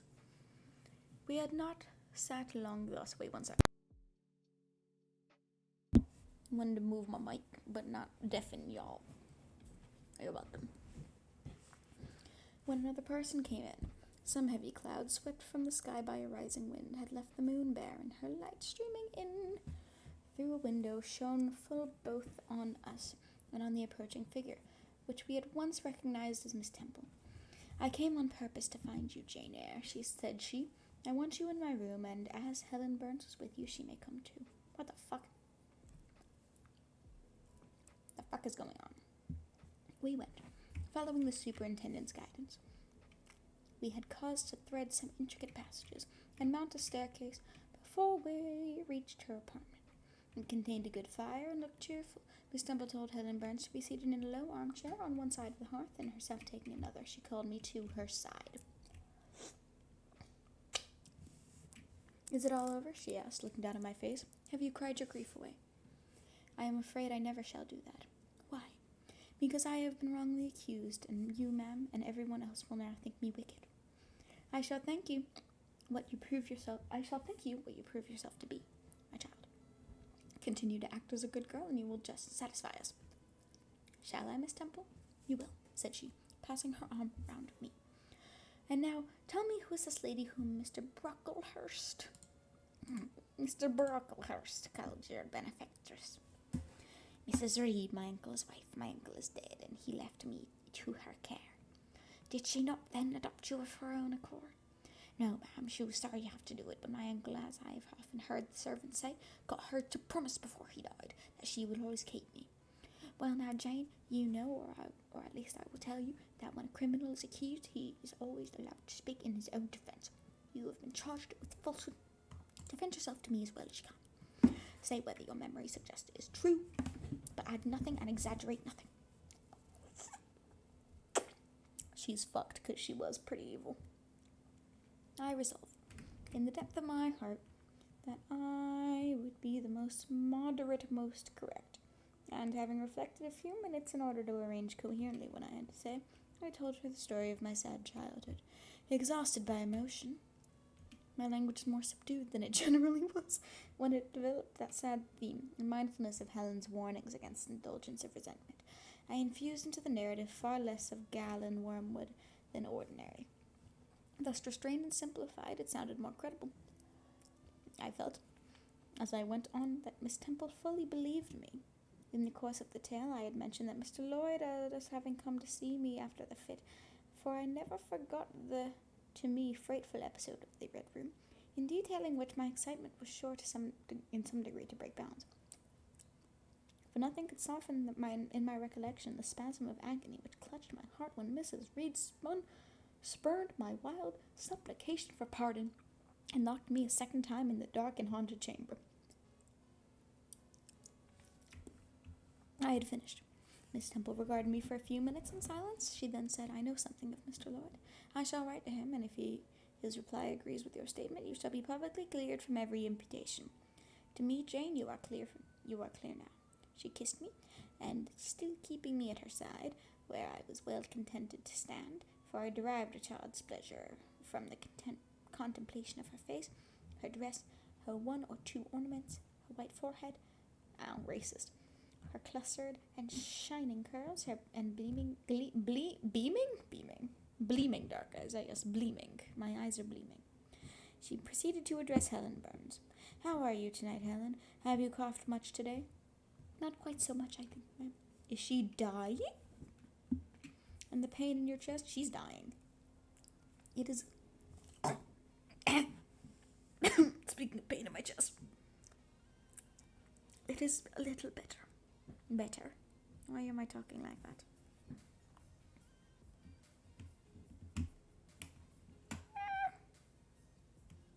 Page 690? Girl, no.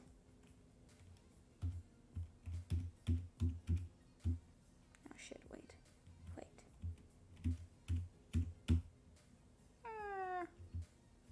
Oh, Lord, I've gone far too far. That's not where I am. I've lost my place.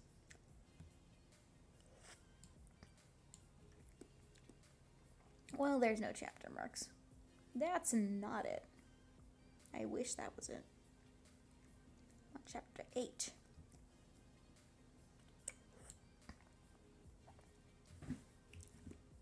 No.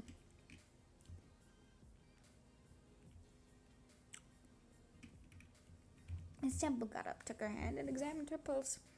Then she returned to her own seat as she resumed it. I heard her sigh low. She was pensive for a few minutes.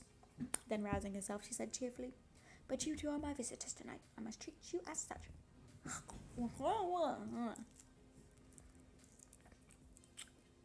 Tape on my elbow.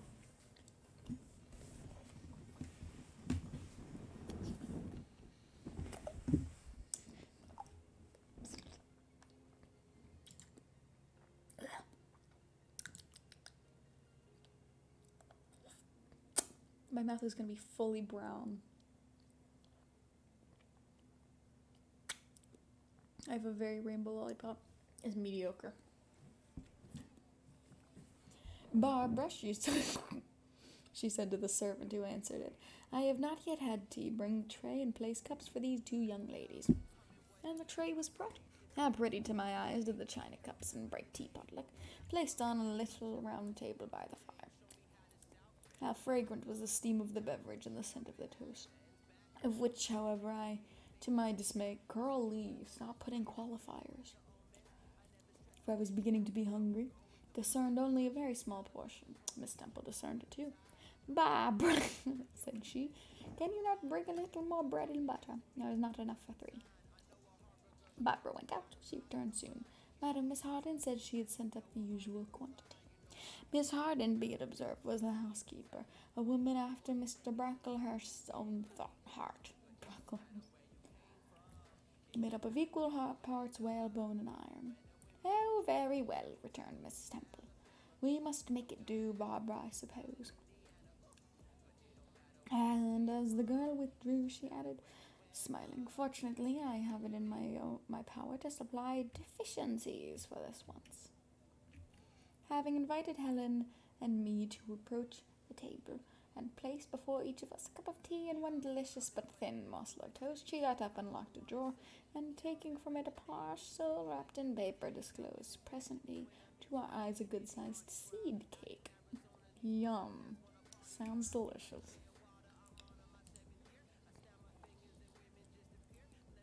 We love seed cakes.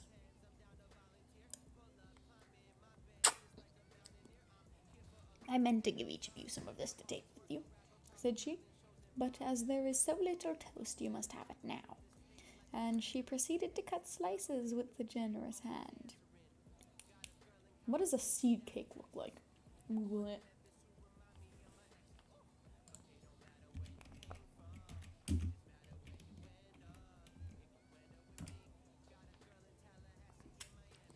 I'm gonna be honest, that looks ugly as fuck.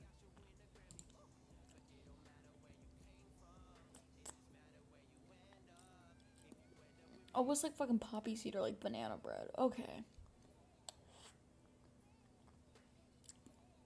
Never mind, that looks pretty good. Well, now I'm just getting hungry. I'll stop talking shit about it.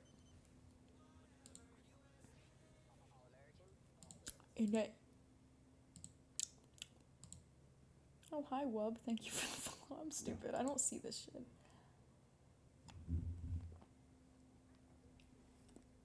I saw that you were there, Wub, but like, things don't like pop up for me, so I'm very sorry, but I appreciate you.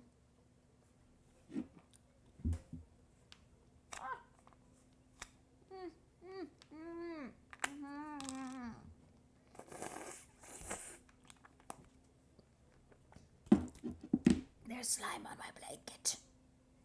Anyways, I went to the dentist today, and I am so pleased to say that I am actively undoing all of their work.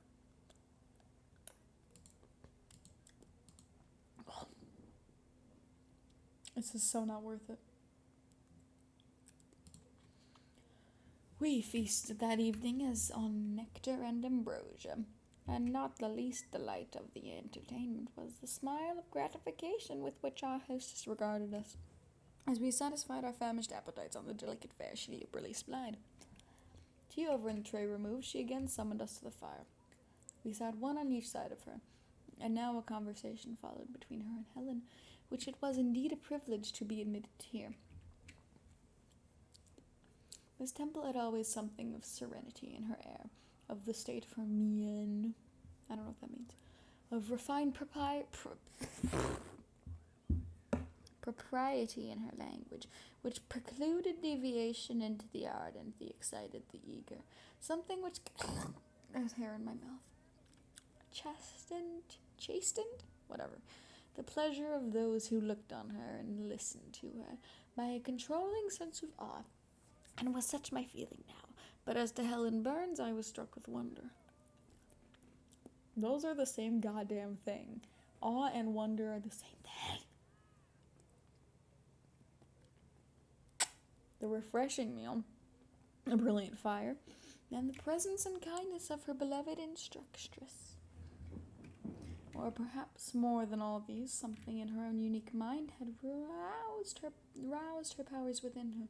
They woke, they kindled, first they glowed, in the bright tint of her cheek, which till this hour I had never seen but pale and bloodless ell. Saying you look unhealthy. Then they shone in the liquid luster of her eyes, which had suddenly acquired a beauty more singular than that of Miss Temple's. Oof. Beauty neither of a fine color nor long eyelash, nor penciled brow, but of meaning. So she's calling her ugly, but like a good person. She may be ugly, but her heart is gorgeous, and that is what matters. Then her soul sat on her lips and language flowed, from what source I cannot tell. Has a girl of 14 a heart large enough, vigorous enough to hold the swelling spring of pure, fervid eloquence? Apparently. I mean, according to you, yeah. Such was the characteristic of Helen's discourse on that to me. Memorable evening, her spirit seemed hastening to live within a very brief span of much many lived during a protracted existence. They conversed of things I had never heard of. Nations in times past, of countries far away, of secrets of nature discovered or guessed at. They spoke of books, how many they had read.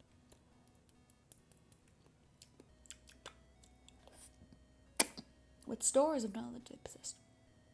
Then they seemed so familiar with French names and French authors, but my amazement reached its climax when Miss Temple asked Helen if she sometimes snatched a moment to recall the Latin her father, had taught her.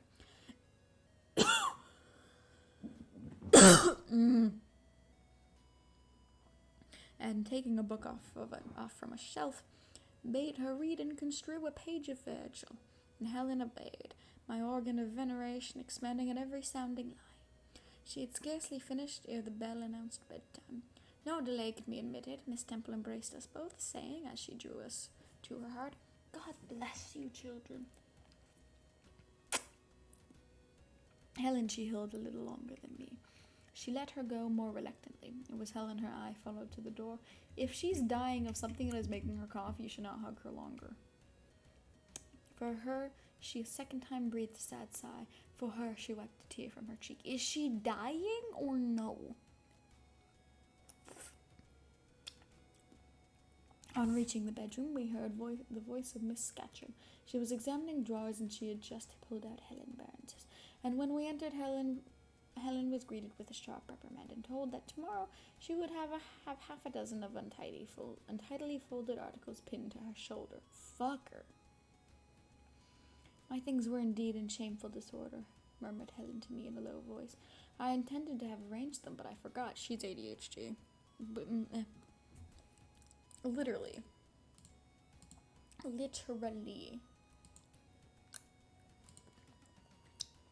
If she wasn't a Tory, I would can her.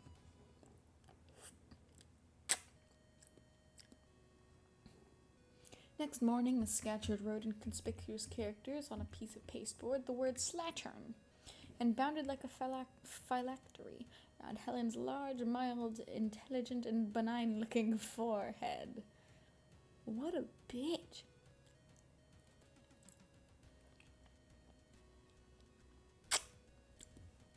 The moment Miss Scatcherd written through, after afternoon school, I ran to Helen, tore it off, and thrust it into the fire. The fury of which she was incapable had been burning in my soul all day, and tears, hot and large, had continuously been scalding my... I dropped it. I dropped the lollipop, and it fucking scared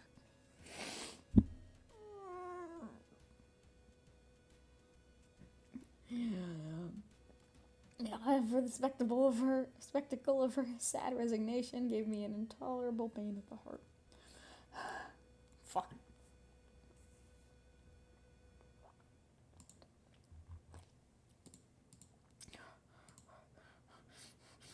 Oh, that scared me. Yum. Table lollipop.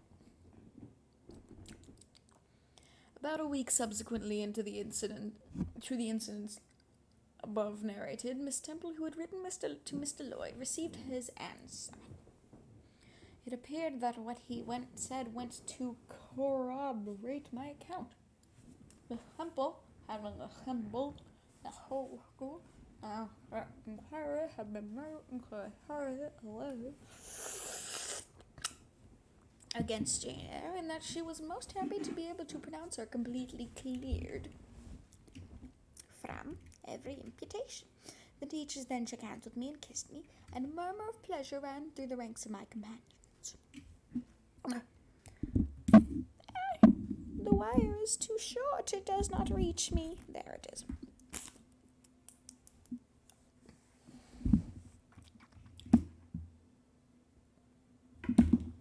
Thus relieved of my grievous load, I from that hour set to work afresh.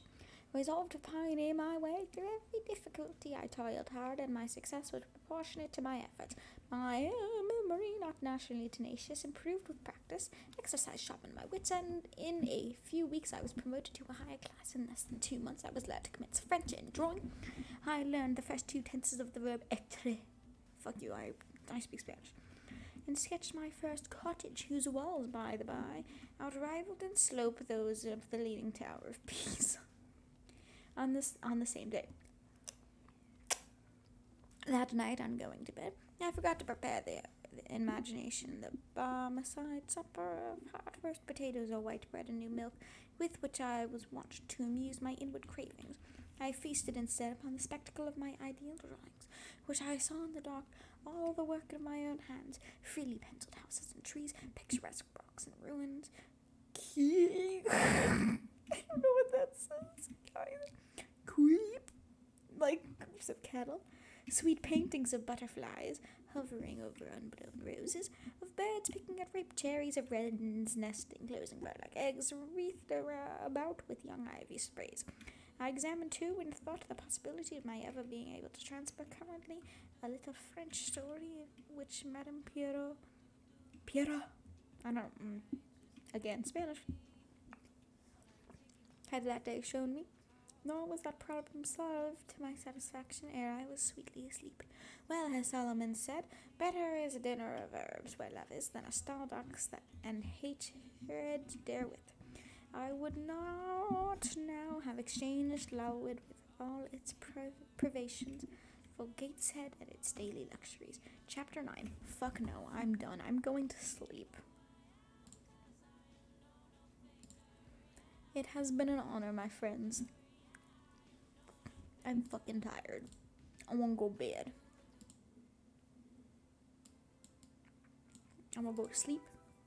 I'm going to hope my teacher doesn't ask me questions about the last 3 chapters. Because that will be a suffering for another day.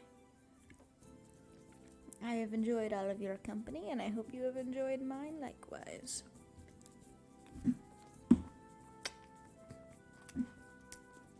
The lollipop has also. And I will do my best to not drop it anymore. Hope you have a wonderful night, or day, or morning, or afternoon, or evening, or whatever time it is, wherever you are.